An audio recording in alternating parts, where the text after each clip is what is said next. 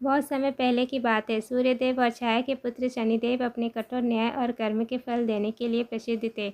उनका स्वभाव गंभीर और शांत था, लेकिन उनका न्याय अटल था। कोई भी उनसे बच नहीं सकता था। एक बार एक घमंडी राजा था जिसे अपनी शक्ति और धन पर बहुत अभिमान था। वो सोचता था कि कोई भी देवता उसका कुछ नहीं बिगाड़ सकता। उसने कई बार गरीबों और निर्दोष लोगों पर अत्याचार किया। देवताओं ने यह सब देखा और अंततः शनिदेव से प्रार्थना की कि वो उस राजा को उसके कर्मों का फल दे। देव ने राजा की परीक्षा लेने का निश्चय किया। एक दिन उन्होंने अपनी दृष्टि उस राजा पर डाली। जैसे ही शनि की कुदृष्टि पड़ी, राजा का सारा वैभव धीरे धीरे खत्म होने लगा। उसका राज्य छिन गया, धन समाप्त हो गया और वह अकेला होकर दर दर भटकने लगा।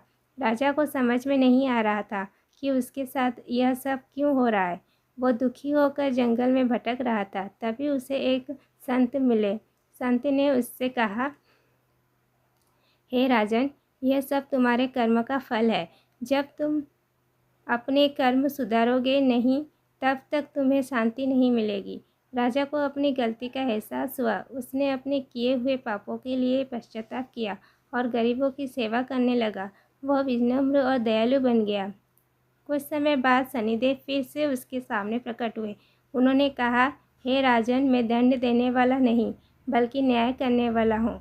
तुमने अपने कर्म सुधार लिए हैं, इसलिए अब तुम्हें तुम्हारा सुख वापस मिलेगा। यह कहकर शनिदेव ने उसे उसका राज्य और सम्मान लौटा दिया। इस कहानी से हमें यह शिक्षा मिलती है कि शनिदेव हमें सिखाते हैं कि जीवन में अच्छे कर्म करना बहुत ज़रूरी है।